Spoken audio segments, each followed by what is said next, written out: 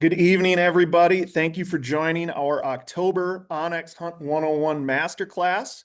We're going to give it just a minute or two to let everybody get logged in and get settled in. So while we're waiting, just a couple of housekeeping items before we get into the regular presentation. So first thing, your audio and video are turned off, so we can't see or hear you. So no worries if you have noise in the background or, dogs or kids or anything like that. If you do have questions, we have 3 members of our customer support team in the background answering those questions. So please use the Q&A feature for that. There's a chat box as well. Chat is not a good place for questions. They just get lost there. So we will not be answering any questions that are in the chat, just in the Q&A. It's just a much easier format for us to be able to respond to those questions for you in the Q&A there. This class is being recorded. So we will have it uploaded to the onX Hunt YouTube channel tomorrow. It'll be in the Masterclass playlist.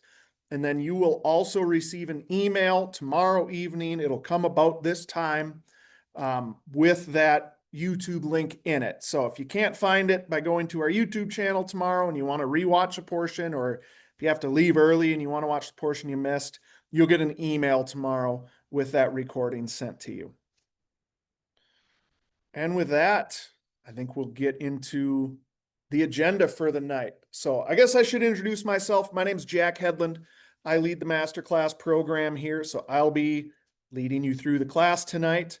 Been with onX for a little over 7 years now. So I've worn a few different hats here, currently in this role on the marketing team. So let's go over what we're going to talk about tonight. We're going to start off just by covering the different membership options onX has. We've got a few different types of memberships. There's often a lot of confusion about that, so hopefully we'll help answer those questions. Then we'll get into the nuts and bolts of the onX Hunt app. We're not going to cover every single feature of the app. We would be here all night long if we did that. Goal of tonight is to cover the kind of the big ticket items, the main aspects of the app to help you, if you're going to go out hunting this weekend, to help you feel confident that you're able to use the app and that you're utilizing, the main features. So we'll talk about map layers, talk about using the app while offline when you don't have cell service, talk about some of our different map tools, things like waypoints and the tracker. We'll go over some different ways to show your location on the map and use the compass mode. Then we'll flip over to the onX web map on the computer to go over some of our different base map and imagery options. We'll go through how to perform a search, whether that's a search for GPS coordinates or a landowner name or a town or a lake. And then we'll save some time for some Q&A at the end as time allows. So we've got a lot to cover tonight. I'm going to try to go fast enough so that we're not here all night, but not so fast that people can't keep up.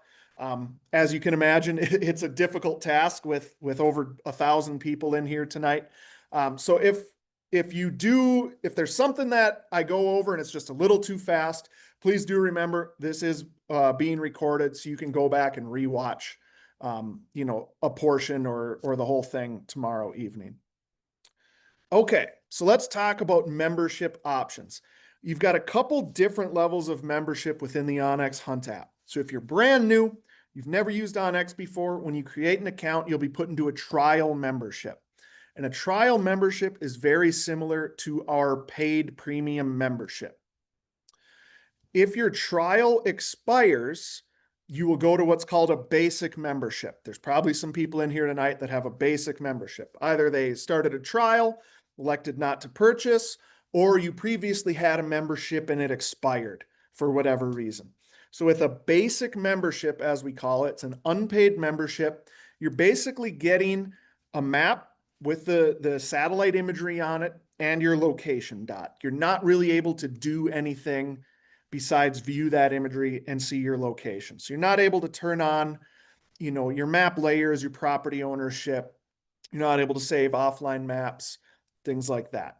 So to be able to utilize the app features within the onX Hunt app, you'd want to upgrade to either a premium or an elite membership. What's the difference between those two? So at the premium level, we have a 1-state and a 2-state membership, meaning you get property ownership information, hunting units, walk-in units. If your state has a program like a walk-in hunting access type program, you get that for one state with the premium one state membership, two states with the premium two state membership. You get access to offline maps, waypoints, the tracker. You can change base maps. You can use the compass mode. All that comes with a premium membership. If you upgrade to the elite membership, that is our kind of full spectrum membership. So that gets you access to map layers in all 50 states plus Canada. So you get access to, North America, north of Mexico, basically. It also gets you access to a few different app tools, some of which we'll cover tonight, some of which are beyond the scope of a 101, but you'll get some more imagery options. You'll get a LiDAR base map. You'll get access as well to some of our elite benefits, our elite pro deals. So in those elite benefits, some of it's educational resources, things like hunt research tools, which is our application service for kind of Western big game tags. You get access to that. You get access to a digital membership from our friends at Hunt and Fool. You also get discounts on gear, just like a straight up 15% off, 20% off, depending on the brands. That includes companies like Tethered, Final Rise, Schnee's boots, lacrosse boots, Exo mountain gear for packs, Moultrie and Bushnell game cameras. So something to check out. I don't want to make this a sales pitch. We're here to educate folks and teach them how to better use the onX Hunt app, but it is a pretty sweet deal. If you have that elite membership, check out those benefits. If you're like me, you're probably buying some hunting gear from time to time anyways. You might as well save some money on it. So with that, let's get into the onX Hunt app. So I'm going to stop sharing on my computer here, and I am going to go over to my tablet. So give me one moment while Zoom pulls up my tablet here. And so this is on an iPad. If you're on an iPhone, it will look very similar. There are some differences. Let's try this again. Maybe now Zoom will work. There we go. There'll be some differences because this is on a tablet. You'll notice my toolbar down along the bottom of the screen looks a little bit different than it will on your phone. It's just because of the size of the screen here. If you're on an Android device, things are going to look slightly different from time to time, but the major functionality of the app is the same. So I do want to remind folks, I'm seeing a lot of questions come in the chat. We're not able to answer questions in the chat. Please put them in the Q&A. Then our customer support team will be able to see them and answer them. So if you put a question in the chat, please just copy and paste it and put it into the Q&A so that we can answer it for you. And one final thing, speaking of customer support, they're not going to be able to answer questions like billing questions or, passwords, resetting your password. For questions like that, where we'd have to dig into your account, please send us an email to help@onxmaps.com, and we'll be able to help you better via that method. Okay, enough of that. Let's get into our map layers. So the map layers are really the bread and butter of the onX Hunt app. It's how you're able to customize how your map looks and show different types of information visualized on the map. To turn map layers on and off, go to the lower left-hand corner. There's a button there that says Hunt Map Layers. And if you're watching me on a computer, pull up your phone and follow along. I realize a lot of people are watching on their phone. That's going to be difficult. But if you're one of the few that isn't watching on your phone, highly recommend this. So lower left-hand corner, Hunt Map Layers. I'm going to tap on it. And if I drag this menu up, you can see our different folders or different collections in there. Mine that I have turned on currently are Montana, Current Conditions, Land and Access, Roads, Trails, and Rec, Trees, Crops, and Soil. We have hundreds of different layers within the app. We're not going to go over all of them. My best piece of advice for how to be comfortable and confident using the onX Hunt app is to spend some time in it, especially in these map layers. There's a lot of layers in here, some of which will be very useful to you, some of which you'll never use once. right? We make them for all kinds of different use cases. But the best way to learn how to use these and learn what's available is to spend some time in the app. It's just like getting a new rifle or shotgun or bow. You're not going to take it out for the first time on opening day. At least I hope not. You got to practice with it beforehand. Same with using the onX Hunt app. So Montana is the only state I have listed right here. That's the only one I have turned on. If you have a premium one state membership, you're only able to turn one state on at a time. If you have an elite membership and you want to turn on an additional state, in a couple weeks here, for example, I'm going to be driving to my home state of Minnesota for our traditional family deer camp. I want to turn on Minnesota. I just scroll down. I see all the other states listed here. This is also where Canada is listed. We don't have Canada broken down by province yet. It's kind of all or nothing for our friends in the Great White North right now. But I see Minnesota listed there. I'm going to tap that switch next to it. And I see Minnesota has moved up to the top, and now it's listed right there above Montana, and I'm able to turn those layers on and off. So what are these layers? What are they? What are they showing? If I open up Montana, I'm just tapping on that folder. It's going to show me that I have private lands, government lands, hunting districts, possible access, and block management turned on. If I turn all of these off, take a look at my map on the right-hand side. I'm in Missoula, Montana. Is where we're located. So if I turn all those off, you see that portion of the map that's visible doesn't really show me anything. I'm not seeing any land ownership information. And this is a question we often hear from customers. They'll say, I have a paid membership, but I'm not seeing the land ownership information. Like, what gives? Very often, the layer just got turned off. So if I turn my private lands back on, you see now those orange boxes showing the parcel boundaries show, as well as the names of the landowners. If I want to learn more about a parcel, it's as simple as tapping on the map. So I just tapped on this parcel where our office is located. It tells me the owner, 0.6 LLC, gives me the tax address, the county, and the acreage. So that's the information that's available to you when you're looking at a private property. We're going to give you the owner, whether it's an LLC in this case, or a limited partnership, or a family trust, or most commonly, John Smith or whoever the person's name is. We'll give you the tax address. Now, that is not necessarily the street address of that parcel. It's where the owner gets their taxes sent, where they receive their mail. So that is useful if you're trying to get in contact with somebody, if you're trying to write a letter to ask hunting permission or something like that, you have their tax address there. Let me go back into my map layers. I'm going to go back into Montana. Now I'm going to turn on my government lands. And if you look on my map, when I switch that on, you see all of those colors pop on my map there. All of those colors mean something. They're all showing different types of government land, whether it's Forest Service land, city land, county land. University of Montana has some land there, state land, BLM, etc.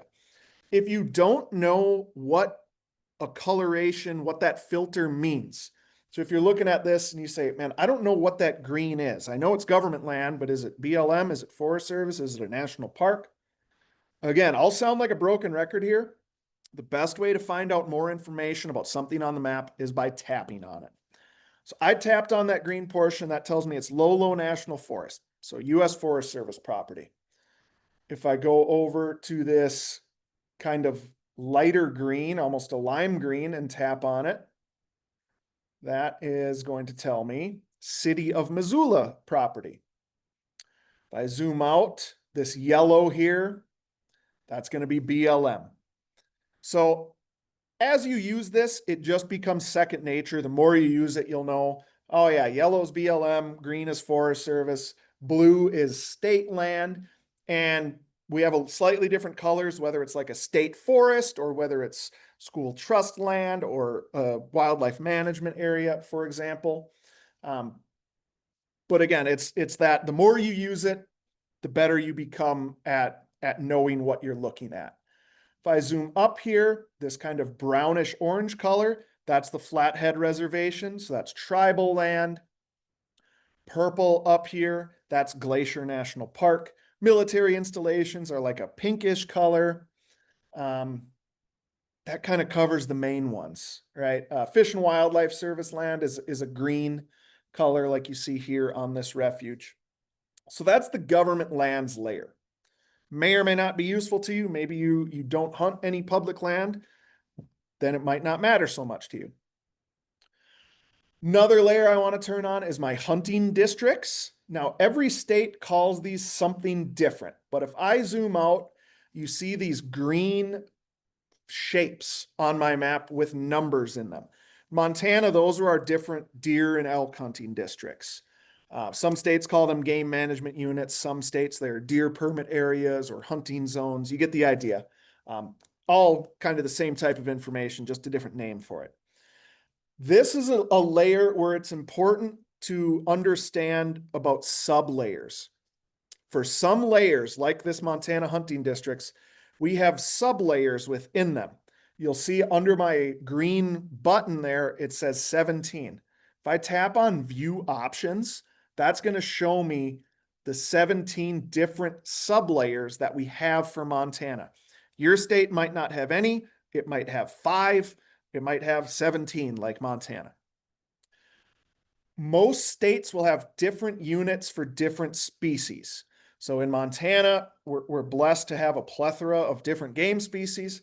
Right now, I have my deer and elk hunt district turned on. A couple weeks ago, I was hunting antelope. So I had my antelope districts turned on. You can turn on your moose hunting districts or mountain goat. In the spring, I have my spring turkey district turned on. So just double check that. I didn't mean to remove that.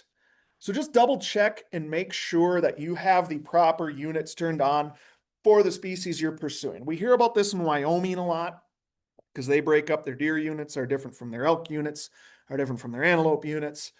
So we get a lot of Wyoming, for whatever reason, seems to be a common one. We hear about that.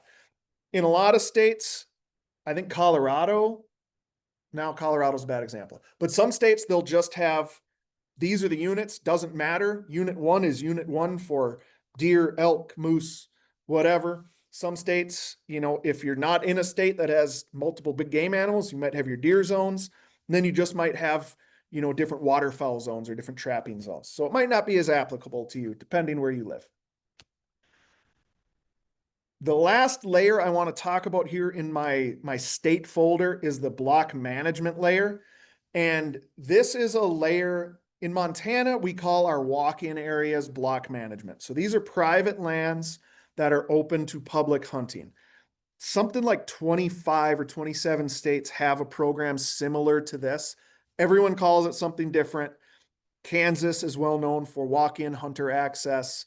North Dakota has private land open to sportsmen. Some states call it access yes. Some just call it walk-in access. So depends on your state what it's going to be called. But this is a pretty cool layer because it highlights some hunting opportunities you might not know otherwise existed. So this is a block management area north of town here. You'll know it's block management or walk-in hunter access or plots or whatever your state calls it, because it's got a black outline with red dots inside of it. So this is showing me where that block management area is. And if I want to learn more, I can tap on it. It'll give me all sorts of different information. Tells me this is an archery only district. There's a weapons restriction. But if I scroll down, it gives me, this is the Grass Valley BMA. And then we will put links to the state website. So there's quite often you will see a link like you see here. It says visit website. This is where, if I hit the visit website, we will bring you to the PDF from, in this case, Montana Fish, Wildlife, and Parks, or maybe it's South Dakota Game Fish and Parks or whoever, telling you the exact rules for this BMA. They're the source of truth. The state agency that manages this program, they are the source of truth.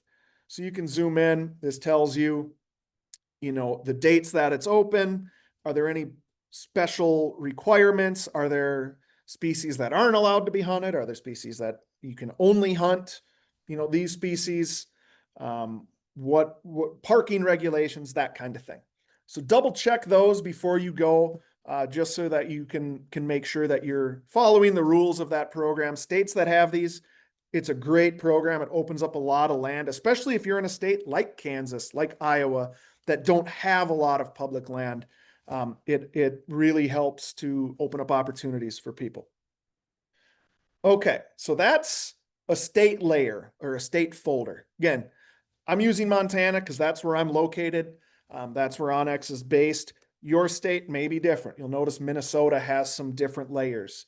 Virginia is going to have different layers. Every state has different programs and different data available. But that's how you turn layers on and off. A couple of these other folders here. So my current conditions, land and access, roads, trails, and rec, trees, crops, and soil, and wildlife layers. Those are nationwide layers. So they're not state specific. And I understand how people get confused on this. You have access to those layers even if you don't have the nationwide elite membership. So if you have a single state membership for Iowa, for example, you can still open up the current conditions and turn on the active wildfire layer and view wildfires outside of Iowa. So this is a pretty common question I hear is, hey, Jack, I'm in Colorado and I know there's a fire burning nearby. I'm trying to turn on that layer, but I don't see it listed under Colorado. The layer is not listed under my Colorado folder because it's a nationwide layer. We give that data to everybody with a paid membership. Same with all of these other layers you see here, whether it's the smoke forecast, the cell phone coverage, the CWD ones. You don't have to have the elite membership to view that data nationwide. So this active wildfire layer, let me zoom out, see if I can find one. Let me see if I can find a better one. Maybe not. We're kind of coming to the end of wildfire season, thankfully. So there's a whole bunch of fires on my map here. There are those red flame icons, and most of these have an RX in them. That's how you know it's a prescribed fire. Pretty common this time of year in Montana to do like they're burning slash piles, doing fuel reduction, things like that. Let me see if I can find one that's not prescribed. So here's one that's not. If I tap on it, it's going to give me the name of the fire. And this is important. The onX last checked and source updated. And again, I got this just by tapping on that red icon. So we will check for updates from the managing agency. We tap into their services, whether it's the Forest Service or a state agency or whomever. And they will update the information on the fire periodically. We will check multiple times a day, but they don't necessarily update that often. So this is a good example. We checked today for new data. The data source hasn't updated since October 17th. So if you're using this, you might say, all right, so on October 17th, it was burning 240 acres and was 100% contained. I would guess if it was 100% contained 5 days ago and it hasn't been updated, that fire might be out right now. If a fire is burning, very often you will see a perimeter. You'll see a polygon, a shape on your map around that flame icon, showing you where the perimeter is. Managing agencies don't always have a perimeter established, but when they do, you will see that on there. Okay, back into map layers. We're going to move on from current conditions, go to land and access. So there's a few layers in here I like to highlight. The wilderness areas one is turned on by default. That's showing you your federally designated wilderness, places like the Boundary Waters, the Frank Church, the Bob Marshall Wilderness. This Fish and Wildlife Service hunt areas is an interesting one and much more applicable to people throughout the country. Chances are, if you're watching this, especially if you're in the United States, Canada, I'm sorry, this doesn't apply. Chances are you have a wildlife refuge somewhere nearby. They're pretty widespread. So here's one south of town here. If I turn off my layer, you can see the difference here. So I have my government lands layer turned on, so it's showing that. But this refuge allows hunting, but it has some specific rules. As refuges often do, they'll have some rules above and beyond your regular state regulations. This refuge has a couple different units or hunt zones. They have one zone where it's just waterfowl hunting and one zone where it's archery whitetail hunting. So you can see those denoted on my map here. They also have the no hunting area. Again, if you want to learn more about the specific rules and regulations on a refuge you want to hunt, tap on the map, expand the menu, and we will show you Lee Metcalf National Wildlife Refuge. Click that more info, click that link. We'll take you to their website where they will list out the do's and don'ts, what's allowed and what's not allowed, because each refuge is different, right? The rules on one might be totally different than the rules on another one.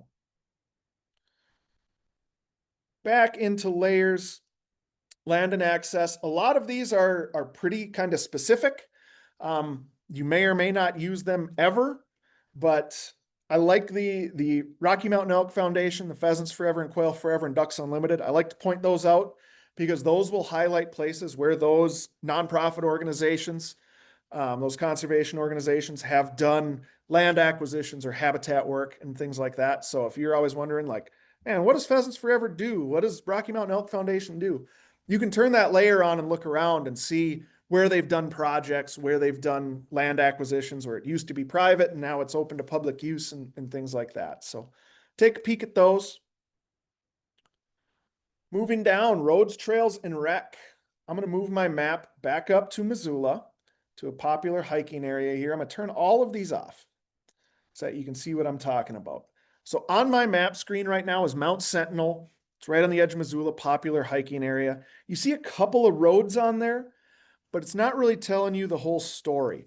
So when I turn on trails, you see all those white and black dashed lines show up. Those are all the trails on Mount Sentinel. If I want to learn a little bit more, I can turn on that trail slope layer, which is going to color code those trails to show me how steep they are. Red being the steepest, green being the flattest, going up to yellow and orange as they get steeper. I can also turn on trail mileages, which as I zoom in here will give me miles between 2 points on the map. And then one I never turn off is the recreation sites. Recreation sites are going to show you things like trailheads, campgrounds and camping sites, water access, fishing access sites. We have gas stations in there, licensed dealers in there. I think we still even have some breweries in there for your post-hunt refreshments. So a whole bunch of different stuff in there. We have some mines in there, historic sites, things like that in the recreation sites. And then the last one I want to talk about in here is the motorized roads and trails. So if I turn that one on, you see a bunch of purple and white lines show up on my map here. These are going to be primarily on Forest Service ground because that's where this data set comes from. They're the ones who maintain these roads in most cases.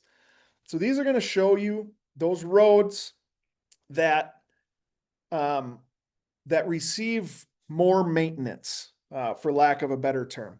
These are generally going to be your more well-traveled roads through an area. And again, it's important to tap on it to pull up more information about it. So I have here, it's the Holloman Schwartz Road, gives me the ID number. And what's important here is the accessible by and the open dates. So in a lot of states, roads will close based on the season. In Montana, we just closed a whole bunch this past Sunday because our general, firearms, deer and elk season opens up this weekend. So they will close a bunch of them once rifle season starts, just to kind of keep people from being able to hunt from a motor vehicle as effectively. They close a bunch right before archery season. They close another segment right before rifle season. And then they'll close a bunch right after rifle season through the spring to provide, refuge on the winter range for elk herds and deer herds at vulnerable times of year. They do some for grizzly bears in Montana, depending where you are. And then they might not open them up until June, once the elk and deer have had their calves and fawns and they're able to move around and not be as stressed by motor vehicles. So double check that so that you don't drive out somewhere thinking you're going to be able to drive up the mountain and there's a locked gate there. Also, the accessible by is important. This one says overland. That's going to be like your highway legal vehicles. Doesn't necessarily mean you can take your Grand Am down it, although I have driven a Pontiac Grand Am on some of these roads before. But that's going to be, your passenger trucks, your SUVs, generally overland. The road's good for those. High clearance 4x4, that's going to be a little bit rougher road. So if the road says accessible by high clearance 4x4, but not overland, it's still a full width road, but it might be the case where you need, a Jeep with a lift kit or a pickup truck or 4Runner or something like that with some aftermarket parts. That's a little bit more off-road suited than a traditional highway vehicle. So be smart, check the conditions when you go. Trees can be down, mudslides, all that kind of stuff. So, but at least this will tell you if it's open, what vehicles are allowed on it.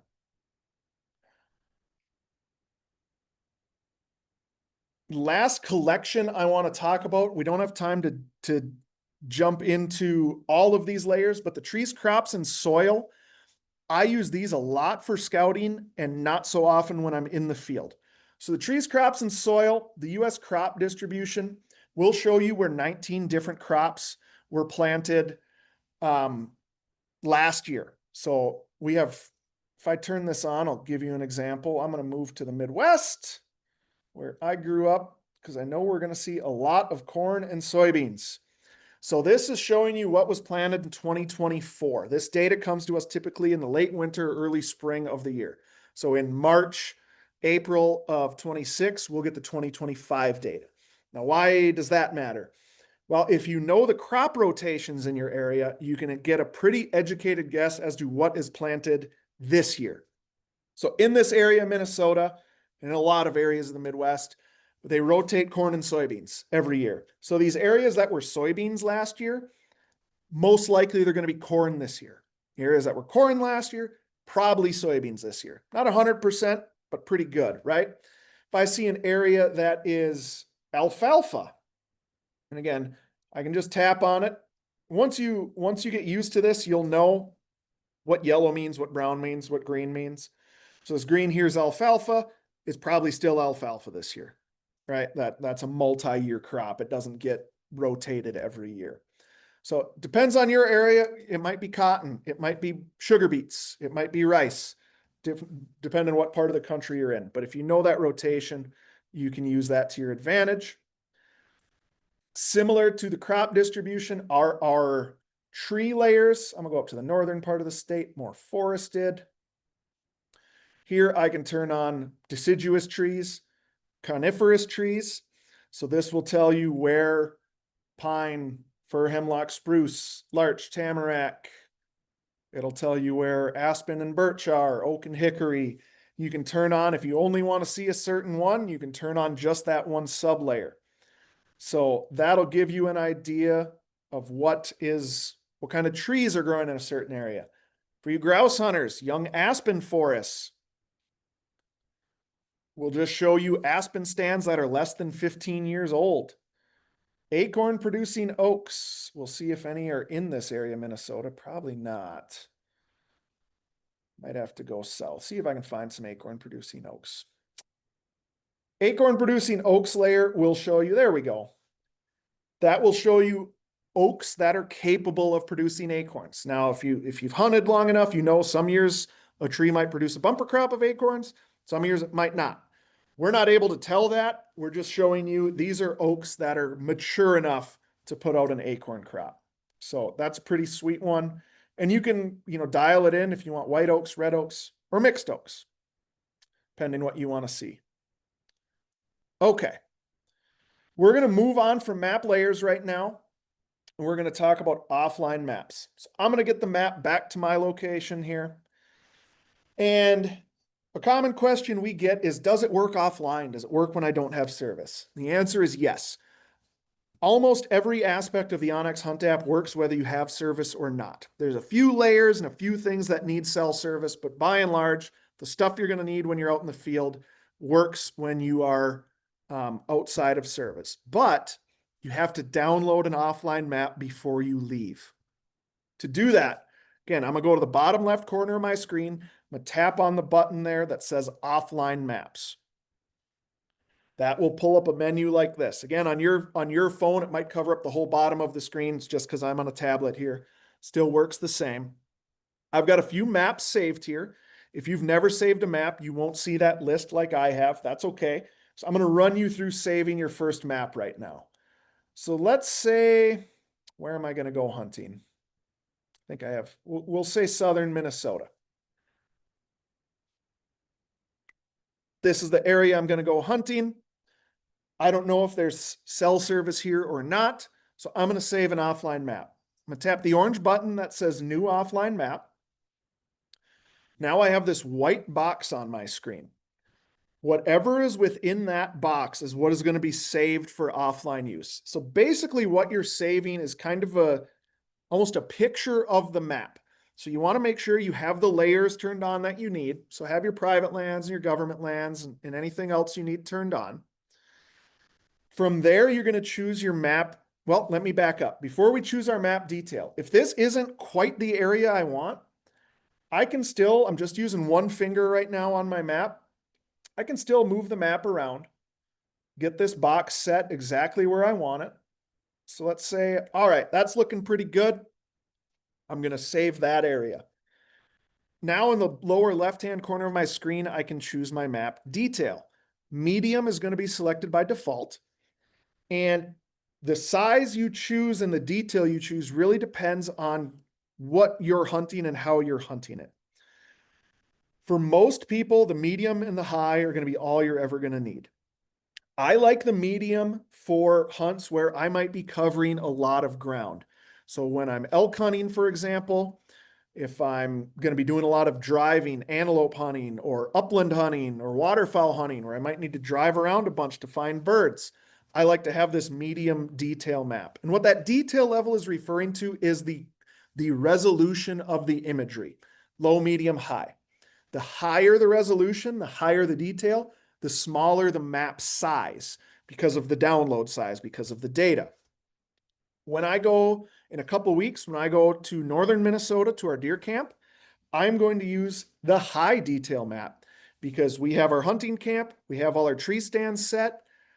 We know where we're going to be hunting. I'm not going to one day say, I'm going to go 10 miles north. I might do that when I'm elk hunting or pheasant hunting. I'm not doing that at our family deer camp there. So I will use the high detail map. It's a smaller area. It's crisper imagery.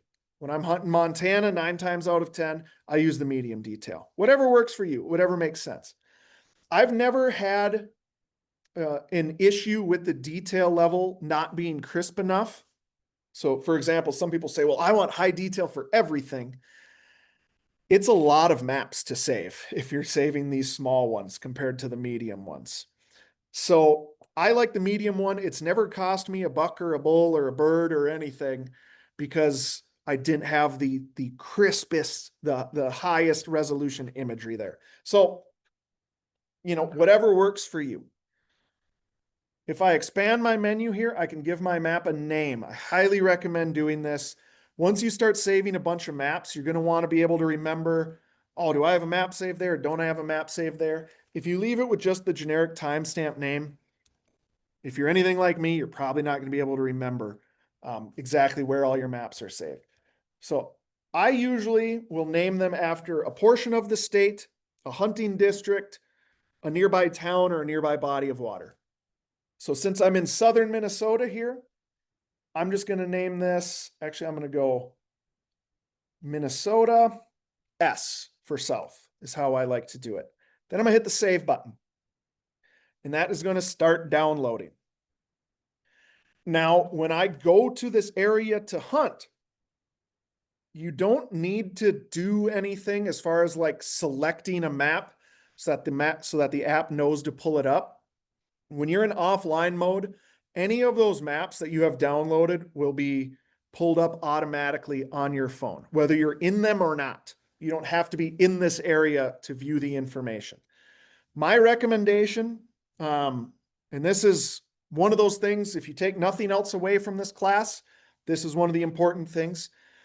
To save your battery life, the best thing you can do is put your phone into airplane mode. When you put your phone into airplane mode, it's going to turn off all cell connection to your phone. That is one of the biggest draws on your phone's battery. If it's always trying to ping a cell tower looking for service, that's going to drain your battery. That and your screen being turned on are generally going to be the two biggest draws on your battery. So especially as we get into colder months, batteries don't last as long when it's cold. Utilize airplane mode. You're still going to be able to see your location on the map. You're still going to be able to run a track and track yourself. You're still going to be able to mark waypoints because the GPS receiver in your phone doesn't work on the cell network. It works on a different system. So you're still able to see yourself. As long as you have that offline map downloaded, you're able to see all of the land ownership information, the roads, the different boundaries, the terrain, the topography. Couple more things on offline maps. You'll notice some of my previously saved maps here look a little bit different. This one that's titled Little Belts. If I tap on it, it's going to bring me over to that map and it says update available. What that means is since I saved that map, something has changed. Some map data has changed within that box. Most commonly, it's going to be land ownership information. So we're constantly updating land ownership information to try to match your county's update. I'm sure there's already been a bunch of questions in the Q&A about how often we update. Depends on the county.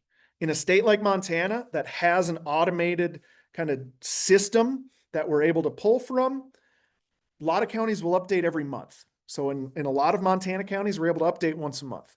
In a lot of states, it's only once a year that they update their data set. So we can't update more often than the data that we're able to acquire. So your county, it might be once a month, it might be once a quarter, it might be once a year. So that's kind of our update schedule. But when we do updates, you'll see that there's an update available for those offline maps. To perform an update for this Little Belts, I'm just going to tap that green check mark, and that's going to run that update for me. Depending on your state and area, you might see there's an update available almost every day. You do not have to update every day. And if your map says update available, it will still work. I'll never forget, I remember talking with a customer on the phone who said, man, we were driving out hunting Saturday morning. I pulled up the map. It said update available. So I had to pull over and, find a coffee shop or a McDonald's with Wi-Fi so I could update my map so we could use it. Don't do that. Go hunting. Your map still works even if it says update available.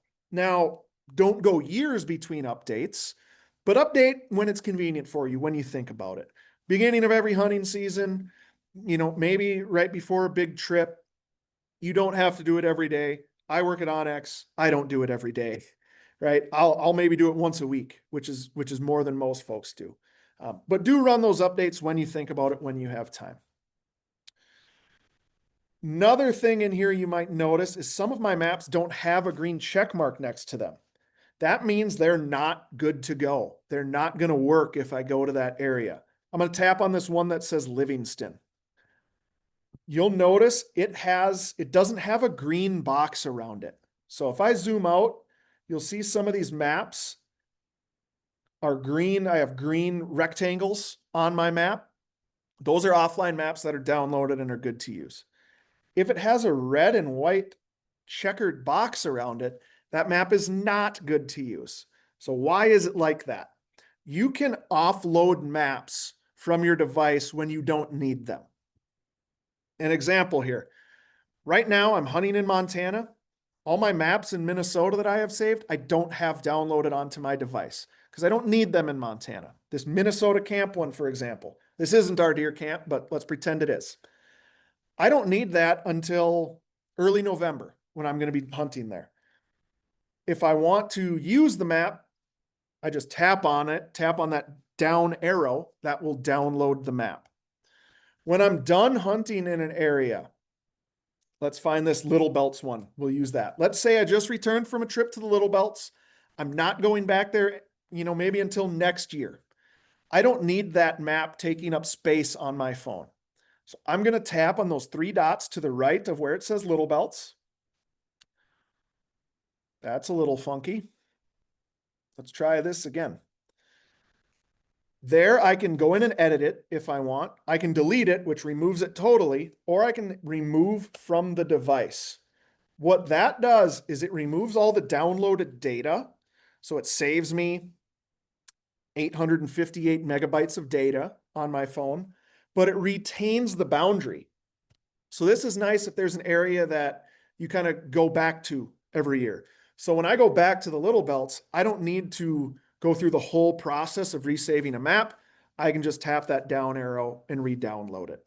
So if you've got, you do a spring turkey hunt in one area of the state every year and you don't hunt it any other time of year, download that map for your spring turkey hunt. When you're done, remove it from your device, and then that boundary will still be there next year when you go back there.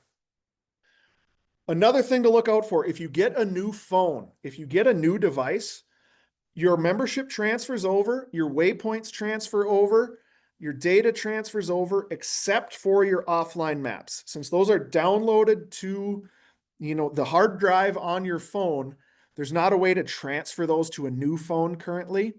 What you'll see when you get a new phone is all of your maps will look like that Little Belts map. They'll all have that red and white box. None of them will have a green check mark. So if you get a new device, you get a new phone, make sure you download it once you get that new phone so that you're good to go. All right, let me turn the page on my outline here. Let's talk about map tools. So I'm going to close out. I get the map back to my location. I'm going to zoom in. The most commonly used map tool is going to be waypoints for most people. Waypoints are a way to just put a pin in the map and mark a specific area for future reference. There's a couple ways to mark a waypoint. I'm going to go into my tools menu. So along the bottom of my screen, it's the center icon that says tools. Looks like a Swiss Army knife. When I open that up, along the top, there are two buttons we're going to focus on here. Add waypoint and mark my location. Add waypoint is going to place a waypoint in the center of my screen. When I'm in this view with the menu showing along the bottom, I can still move that waypoint. The way I'm moving that waypoint is by tapping on the map. Just one finger, tap where I want it. If I want to be more specific, I can zoom in and be a little bit more precise with it. So let's say that's where I want it. I can hit save. Great. Now I have a waypoint there. But it doesn't really tell me a whole lot. If I tap on the waypoint, it gives me the name of the waypoint, gives me the coordinates, tells me when it was made. But what did I see there? Why was I marking this? I highly, highly recommend that you edit your waypoints and customize them. So if I just back out, here's a waypoint I've marked. I'm going to tap on it. The lower left-hand corner, I'm going to tap the button that says edit. First thing to do, give it a new name. I'm just going to name this one new name because I'm not feeling creative today. I'll name things, most of our tree stands have a name, raised stand, the basswood, etc. You might just say buck rub or scrape, or when I go out hunting, I want to mark my truck, I'll just name it truck or parking area, cabin, whatever makes sense to you. From there, once you've given it a name, change the icon of it. That X doesn't mean anything. At least it doesn't mean much to me. I try not to have any X's on my map. I try to be as specific as I can. We've got dozens and dozens of different waypoint options here. So you could make it a quail, a turkey, could give it the house icon, coyote, buck. I'll make it the buck icon. If you want, you could go buck whitetail, buck mule deer. And then change the color. Now, color coding is one of those kind of pro moves within the onX Hunt app. Everybody who color codes their waypoints has a little bit of a different system, and there's no real right or wrong way to color code your waypoints. Give you a couple of examples. I hunt a lot of different species. So I color code my waypoints depending on species. So all of my deer icons are one color. My elk icons are another color. My waterfowl icons are another color. That way, I've got almost 5,000 waypoints, I think 4,000 something on my personal account. That way, when I'm zoomed out and I'm looking at them, I know just by color. I've been doing this system for a few years. I know orange is deer, blue is bear, brown is elk. It just becomes second nature after a while. A lot of people will do it based on year. So they'll say, all right, 2025, they're all going to be blue. 2026, they're all going to be black. 2027, they're all going to be yellow or purple so that they can see change over time. That's a pretty common way to do it as well. I'm just going to give this one a brown icon and hit save. Another way you could do it, I'm going to move to just kind of an example property I have here in North Carolina. So this would be like a deer hunting scenario here where I have, my tree stands are one color. My buck sign, you see I have a rub and a scrape there, are one color. You could do it that way where all your tree stands are one color, your rubs and scrapes are one color, your bedding areas are another color, your ground blinds are a third color. Whatever makes sense to you. If you want to put where you have feeders or water holes and make them a different color. Like I said, no real wrong way to do it besides not doing anything. We're all about being efficient here. And the more time you take now, and it's just going to be, once you get used to this process of editing waypoints, 10 seconds, you can have it done. But that's going to save you a lot of time 6 months from now, a year from now, 5 years from now, so that you're not standing there saying, what was this orange X? What did I mark here?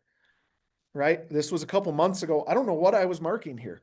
It looks like there's a saddle here, so it stands to reason that maybe this was a travel corridor or something, or I saw a rub here, but I don't really know. So do your future self a favor and do that customization when it's fresh in your mind. Okay, I'm gonna zoom back in. So that's one way to mark waypoints. Another way to do it is via what's called a long press. So when I just hold my finger down on the map for 2 seconds, it's going to put a waypoint where my finger was held down. I've started doing this more and more where I'm going to cancel this one. Again, I'm just going to tap the map. I'll put it right on this baseball diamond. And a waypoint shows up after 2 seconds. There I'm automatically in the edit screen. I can give it a name. I can change the colors, all that stuff I just showed. So that's another way to mark a waypoint. And let's say I just want to mark a waypoint where I am standing. I use this more often than not when I'm out in the field. So I mentioned earlier, I park the truck. I'm going to want to mark that so that I can find it later. I set up a tree stand or a duck blind. I'm going to want to mark it. I see a wallow, a scrape, flush a pheasant, whatever.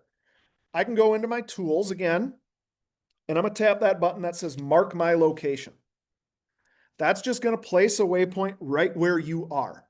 So not useful if you're doing e-scouting, but useful when you're out in the field.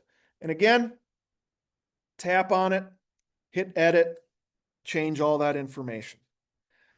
A question we commonly get is, how do I delete a waypoint? Here is how you delete a waypoint. Tap on it. You can scroll over. So along the bottom where it says edit, I'm just scrolling over. The farthest one on the right says delete. Another way is to tap edit and tap delete. And that will delete a waypoint for you if you no longer need it.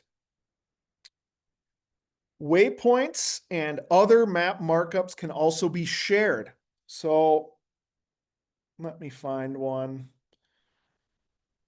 None of these are real, by the way, but let's just say I had a ground blind right here set up and I wanted to send a buddy there. He's never been there before. But Saturday's our rifle opener and I say, hey, you should go sit in that ground blind. I'm going to tap on it like I just did. It tells me that information, Jack's blind, et cetera, et cetera. I'm going to tap the share button and I can share with a link. If I hit next, now I can send it as a text message, an email. I can just copy the text link and paste it into Facebook Messenger or an Instagram message or my text message or WhatsApp or whatever you use, send that link to my friend. He'll receive it on his side. And when he clicks on it, it will open up his map and say, Jack has shared a waypoint with you. Would you like to add it to your map?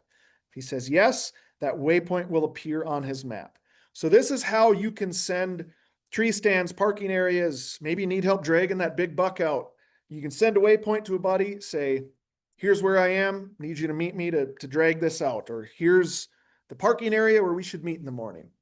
And just text them that waypoint. That's the only way a person is going to be able to see your content. We get that question sometime of, hey man, can other people see my waypoints? Nobody can see your waypoints. We at onX can't see your waypoints. They're private. We understand that is sacred information, your hunting spots, right? So the only way another person can see it is if you elect to share it with them. The nice thing is when you share a waypoint with somebody, they can't then go and share it with everyone else. They can't edit it. It's like if you share a Google Doc with somebody and it's view only. Think of it as view only for them. They're not really able to make any edits. And you can share, we'll get to tracker here in a minute. You can share tracks as well. You can share lines, any kind of markup that you make on your map. All right, I'm gonna move the map back to my location. Let's talk tracker. Again, along the bottom of my screen, farthest right icon, tap tracker, hit the start button. This is how I can lay a breadcrumb trail everywhere I've walked. So if I was driving or walking right now, you would see my dot moving across the map and there would be a dotted blue line tracking everywhere that I went. I'm sitting in an office building. It's not going to be too exciting right now. So I'm just going to hit stop right now. If I had moved, it would give me the option to save it. Since I was just sitting in an office for 20 seconds while it was running, it doesn't give me the option. I'm going to hit delete. But what the tracker's useful for a couple of reasons. I mentioned earlier, I always like to mark the truck when I leave to go hunting. I will also often start a track.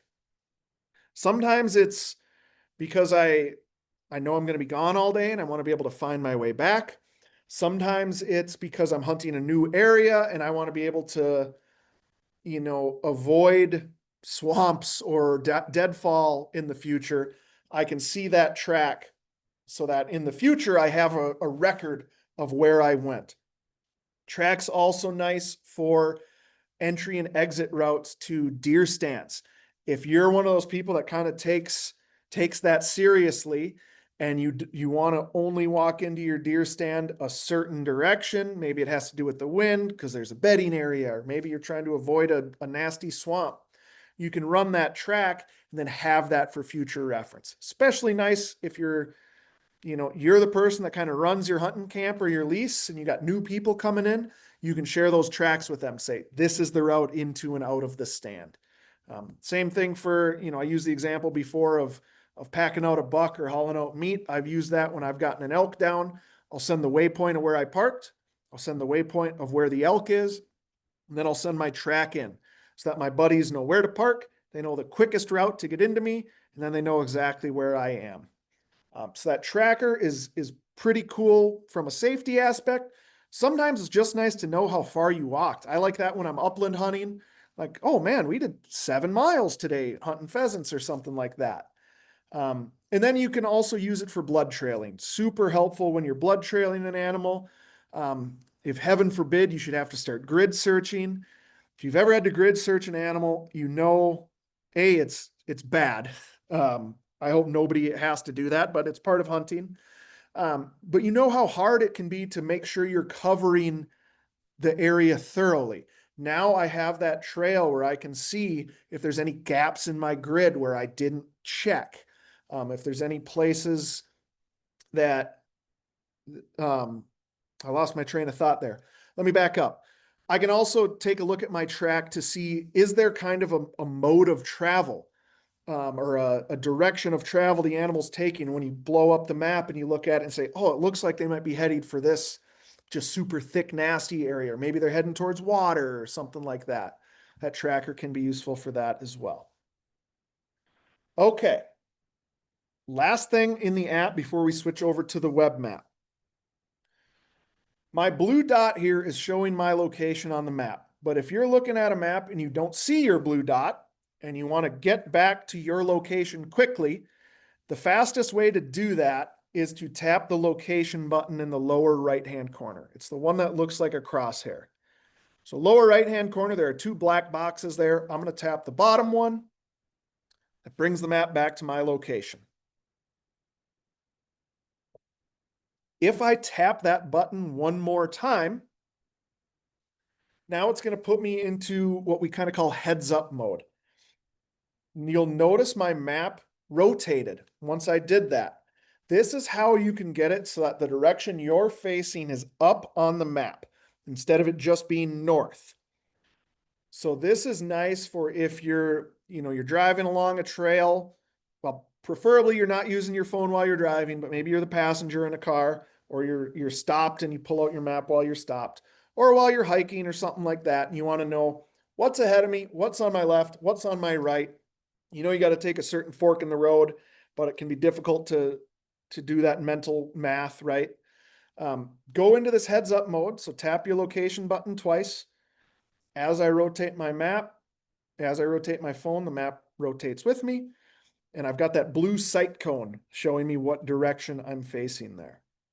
You'll also notice once I tapped that button, a third black box appeared in the bottom right corner of my screen.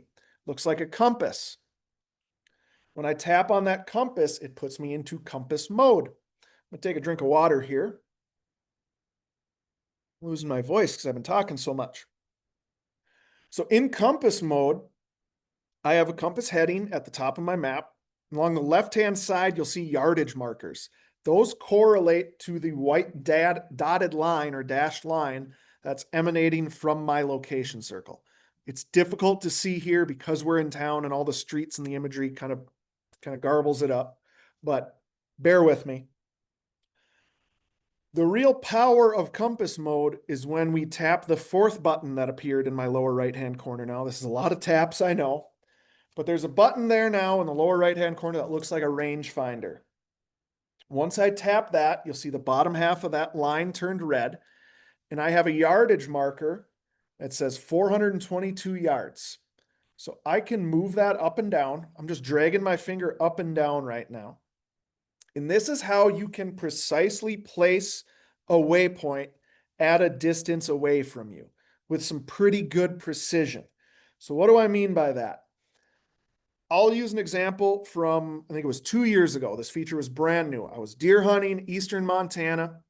I spotted a mule deer buck. I had to stalk in to get closer. I got to a good shooting position. I was 270 yards away. I was comfortable taking that shot with my rifle. He was bedded down. I didn't have a good shot. The way he was laying there, I didn't have a clear shot at the vitals. I was going to have to wait for him to stand up. I ended up laying there for like an hour and a half before he stood up. But while I was laying there, I took out my rangefinder. I made sure 270, 270, 270, ranged it a few times.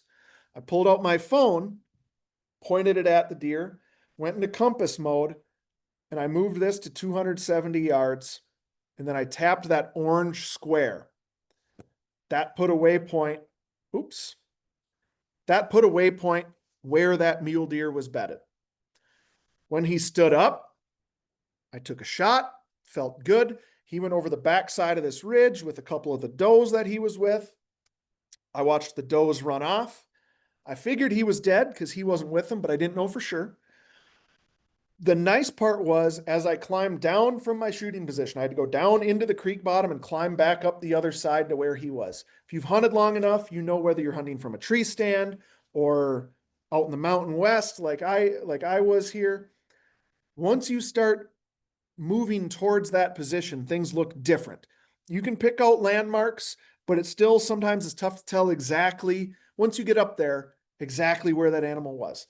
Well, I had a waypoint that was within a couple of feet of where that mule deer buck was.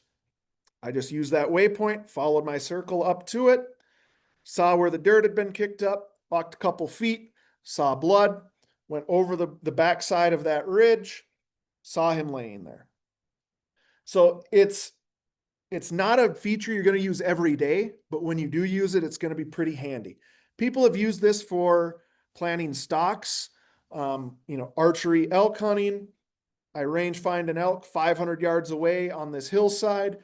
I'm going to have to drop down out of sight and get the wind right and do all that stuff that hunters do, right? I at least have a waypoint. I have a landmark that I'm aiming for so that I don't get mixed up and I kind of know the general area where that elk was. People use this turkey hunting quite a bit too to try to pinpoint where a gobble might be. They'll kind of listen and hear it. All right, he's this direction. How far away does he sound? Which is always tough, of course, right? But you might also use it to say, it looks like he might be in this clump of trees. You can mark a waypoint there. You have something to head for. So check that out. I think it's a pretty cool feature. Again, not something you're going to use maybe more than a couple times a year, but when you do use it, it's pretty invaluable. I am going to stop sharing on my tablet right now. I'm going to switch over to my laptop because I want to show everyone the onX Hunt web map. It's an underutilized feature of the system here. So this is the onX web map. It should look similar to what we were just looking at. You'll see these waypoints I just marked on my tablet are showing up here. So anything I do on my web map transfers to my tablet and vice versa. If you've never utilized the onX web map, you can get to it from our website, onxmaps.com. There's a login button in the upper right-hand corner. You'll just input your email and password, same email and password you use on your phone or tablet. You'll be logged in here. So this web map, as we call it, I find very useful for trip planning and e-scouting. It's a bigger screen. I just like being able to get a bigger map view than being on my phone. I'm going to move my map just to a more forested area here so that I can show you our different web map options, or excuse me, our different base map options. Now, these also are available on your phone. So in the lower right-hand corner of my screen, if you follow my orange cursor from the center, follow it down. On your phone, this button will look the same. Mine says HYB 2D. Yours might say SAT or Topo. When I click on it, here is where I can change my different base maps on my map here. So satellite is probably what most people have turned on by default.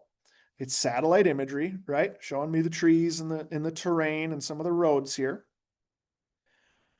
I personally utilize the hybrid map most often because it gives me the topographic lines as well. So it shows me kind of the lay of the land. At least out here in the West, that's often as important or more than the vegetation as far as knowing where animals are likely to be. North-facing slopes, south-facing, steep areas, benchy, flatter areas.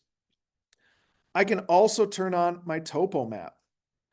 So this is, similar to paper maps. If you've ever gotten like a USGS quad map, similar type of thing, showing me the elevation, showing me those different lines. And what's nice about the topo and the hybrid is they highlight waterways better as well. So if I go over to satellite, you don't necessarily see this creek that's running here. I could probably guess that there's a creek here because most drainages in Western Montana have some water running in them. But when I turn on hybrid, it shows me, yep, there's a creek there. Same thing with the topo. Let me see if I can find a good example. Here we go. If the creek has a solid blue line, you know that's going to be a more permanent creek, especially if it's named like this one, Middle Fork Swartz Creek. If the creek is a dashed line, like this one my cursor's on, that's going to be a seasonal or ephemeral stream. So you can't count on there being water in this year round. After a heavy rainstorm, maybe. During spring runoff, almost certainly. But if you're late August and we're in a drought, don't count on there being water in these. This one, if it's got a name, pretty good chance there's going to be water. I'm not going to say for sure because we've had some crazy weather where some of these are getting awful dry sometimes, but it's a much better bet. It's much more reliable that there'll be water in a creek like this. You'll notice below my 3 base map options here, we have a few additional options. Now, LiDAR, leaf-off imagery, and recent imagery, these are some of those elite-only tools. So to have access to these, you do have to have the elite membership, but I do want to highlight some of them because I think they're pretty cool. This LiDAR is brand new. And if you take a look at the difference between the LiDAR and our standard topo map, you begin to see the power of it. I wouldn't hardly tell that there's a ton of terrain variation here if I was not super familiar with a topographic map. Topo maps take a lot of practice. I grew up in Minnesota where we hunt northern Minnesota. It's pretty flat. We didn't have a whole lot of use for topography there. You can drive for a mile and not have more than 20 feet of elevation change. Out here in the West, quite a bit different scenario. This LiDAR shows me much more detail, and it's even showing me like this is probably like a boulder field here that I otherwise wouldn't know is here just by my regular topographic map. If I can find some other areas here, like these are all old logging roads that were cut in when it was logged maybe in the 60s or 70s when the logging industry is really going here. You wouldn't necessarily see those without that LiDAR. So if you've got that elite membership, take a look at it. I think it's pretty sweet. It tells a more complete story than does the regular topo map. A couple of those other options there for you elite folks. I'm going to move my map over to Wisconsin. We're going to talk about some leaf-off imagery. So if I go to my satellite map, we got a lot of requests from folks for a kind of fall or winter image because that's when they're hunting and they wanted to be able to see what the terrain looked like at that time of year. So leaf-off imagery, another one of those elite-only features, but you can toggle that on. And now I can easily tell evergreen, looks like maybe a pine plantation here, looks like they're planted in pretty neat rows. Deciduous forest. I can just tell that at a glance, right? Here, I might not be able to tell so easily. So that's an option for you, depending what state you're in. I think we have, it's 13 or 15 states right now. All of them are east of the Rockies. We don't have every state for leaf-off imagery. You'll know we don't have your state or your area. Like I'm going to move to Minnesota. There will be a filter over that says no leaf-off available. We're not able to get it for every state right now. We're not just like picking on you, Minnesota, or picking on, a state and say, we're not giving you leaf-off imagery. We'd like to have it for every state if we can. We're prioritizing the eastern half of the US because that's where there's more deciduous forest. It's just not available in every area yet. We're going to keep working on it. We're going to continue to add more states as it becomes available. I'm going to turn that off. And the last one I want to show you is the recent imagery. So recent imagery, again, it's an elite-only feature. This is going to be satellite imagery that's taken every 2 weeks. So this is a little bit different than our regular base standard imagery. It's not as detailed. It's not as crisp of imagery. It's not meant to be a replacement for our regular imagery. It's meant to be in addition to. I'm going to turn off my Wyoming layers here just so you can see it a little easier. So as I zoom in, you'll see it's not as detailed. That's the trade-off with this imagery. It's taken via satellite, not via like airplane flyover. That's how it's updated every 2 weeks. But I can turn this on and off. You see the difference, right? So this imagery was taken sometime in the last month, give or take. And I can see in this area of Wyoming, there's quite a bit of snow at elevation. I can go back in time with this, which is pretty cool. So I can go back in 2-week increments. Sometime in late September, early October, they got a whole bunch of snow. I can keep going back. I can go back into the spring. Here's that summer melt. If I go back into April, a lot of snow. I can go all the way back to last hunting season and see, well, when did they get snow? Oh man, they didn't get snow as early in 2024 as they did in 2025. You can go all the way back to spring of 2023 if you would like. It's maybe a bad example. Looks like it's washed out a little bit, some of this stuff. So this is useful for a few different folks. I use it a lot in the spring when I'm bear hunting to check the snow levels, see what the snow melt looks like. This time of year, once we start getting snow, I'm going to use it to see, hey, can I even get into this area? Or is my truck going to get stuck? Or I'm going to be post holing for a couple miles so that I can, save myself the trip. A lot of upland hunters, pheasant hunters especially, will use this to check, are the crops coming out? I can take a look and see, all right, this area is South Dakota where I want to go hunting. Looks like all the corn's out. Great. Because pheasant hunting is really hard when the corn is still standing. Waterfowl hunters use it to check water levels. You might just want to check it to see, hey, are the leaves down yet? I'm grouse hunting maybe. So take a look at that. Again, not meant to be a replacement for our standard imagery, just meant to be an additional tool in the toolkit. Okay, we are coming up on an hour and a half here. So I want to kind of move on so we can get to some Q&A and then get everybody out of here.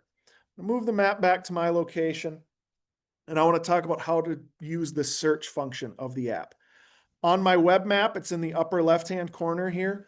On your phone or mobile device, it's going to be in the upper right-hand corner.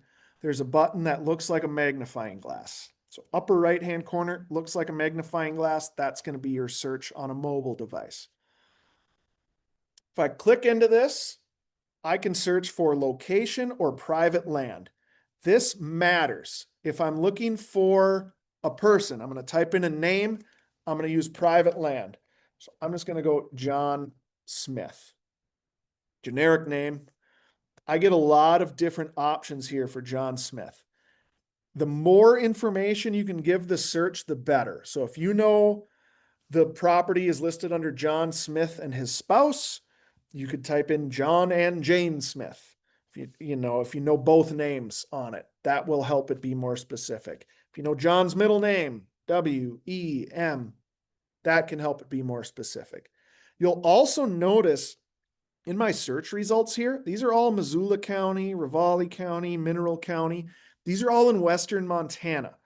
That's where my map is centered. The search will prioritize results based on where the center of your map is. So if I was looking for a John Smith in Arizona, I would move my map to Arizona. Or John Smith in New Hampshire, move my map to New Hampshire. And from there, be as specific as you can. If you know John Smith is in the Finger Lake region of New York, move your map to the Finger Lake region of New York, help it out. From there, I can just click on these results and it will zoom me into those parcels. If that's not the one, I can click the back button, click Smith John E, and it will roll you through all those until you find the correct one. If you know John Smith owns a lot of property, I can say, well, I know he owns 400 acres. I can filter it so it only shows me 300-acre parcels and above. There's no examples here. Okay, so that's another way you can utilize this. If I want to search for a location, I can do that as well. It could be an address. It could be, if I could type would be helpful, Glacier National Park. Let it think here. Click on the result. It brings me up to Glacier. You can search for lakes, towns, counties, like I said, addresses. If you want to search, I saw a question somebody had put in there about searching for coordinates. You can do that as well.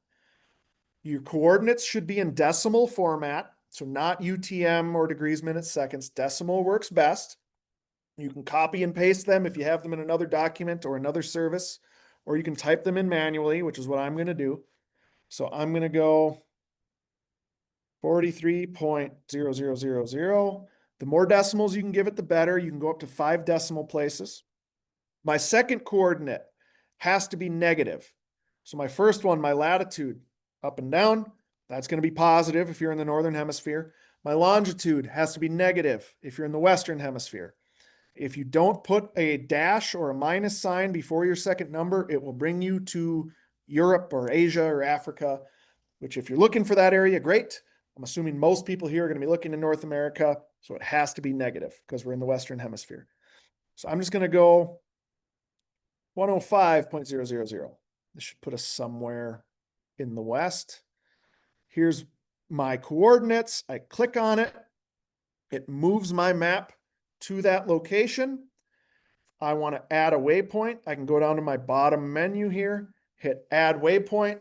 That's how you mark a waypoint from another set of coordinates that you had somewhere else. I can hit save, and then now I have a waypoint on those exact coordinates. Where did we end up here? Wyoming. Excellent. So that's how you can search for coordinates if you have them from another service or a book or something. All right, I'm going to stop sharing right now and see if we had any questions we needed to go over again. Somebody asked, can you go over how to get the compass feature of the app to pop up? Yes, I can. Give me one moment to pull my app up again here on the screen. So let me switch back over to the tablet. Give that a couple seconds to pop up. Okay. Oops. There we are. So to get the compass to pop up, I am going to, so here's where I am. Couple different ways to get your compass to show up. You can tap on your location button, tap it again. Now in the lower right-hand corner, you see that button that looks like a compass needle. Tap on it. Now I'm in compass mode. Then I can tap on the rangefinder and get that to show up. Another way to do this is to go into your tools. So I'm going to go into the tools where the waypoints are. And one of those tools in there along the bottom, you see it says compass mode. You can tap there. That's another way to get into it. Works the same, just different ways to get in there for different folks. All right. That's the only question our customer support folks have passed along to us, or to me, I should say. I just want to go over a couple other things before we sign off for tonight. We got a discount offer for everyone. Go back to my slideshow here. So as a thank you for sticking with us tonight, we have a discount for folks that don't currently have an onX membership. So if you don't have a current membership, you can use the promo code app101. That's going to save you 30% off your first year of premium or elite. You can go to this website in orange here. That'll automatically take you to the checkout page. That promo code will be applied. Or just go to our website, onxmaps.com. When you go through the purchase flow, there will be a time to put in a promo code, app101 will save you 30%. Promo codes do not work on the App Store or the Google Play Store. Promo codes have to be used on our website. They just don't work on App Store or Play Store. That's just the way those stores work. So if you want that discount, got to be on our website. If you have any trouble with that or any questions at all, do not hesitate to email us. Again, that email is help@onxmaps.com. We will, we try to answer every question within 24 business hours. So if you email us tonight, you can expect a response tomorrow. We have help on the weekends. So if you email us on Friday night, you can expect a response rather quickly. If you're interested to learn more, check out our website. A lot of great tutorials on there. If you're a person like me, I like to read, is how I like to kind of process information better than via video or audio. So we have all kinds of help articles there. Our YouTube channel has some good demos. I mentioned our customer support center. You can email us or call us. And future master classes. We are going to kind of be out hunting this next month. So our class offerings are slowing down a bit.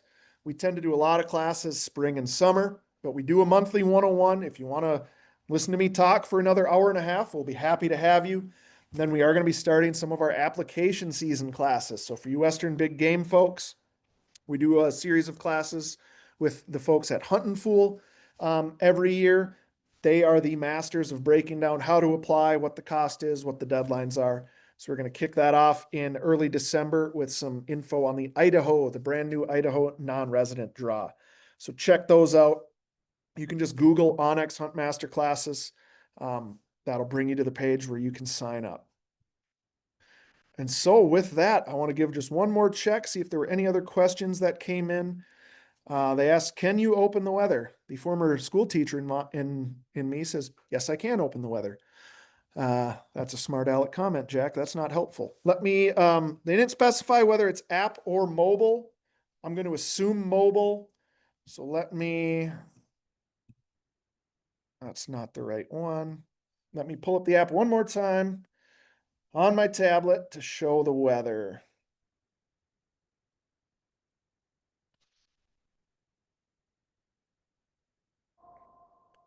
So to get the weather, let me exit out of all of this first. Couple ways you can access the weather information. In the upper right-hand corner, there's a button that says weather. Tap on that.